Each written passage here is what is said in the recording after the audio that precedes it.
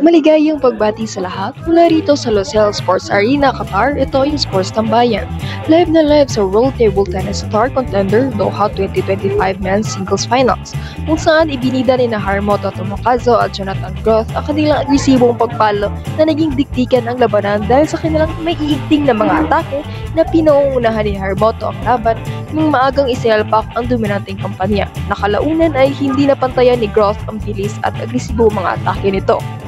Sinamantala ni Harumoto ang mga miscues at unforced errors ng kalaban upang manguna at tuluyang ilugmok sa pagkatalo si Groth na sumusubok, kumahabol, dikit ng dikit at hindi bumibitaw.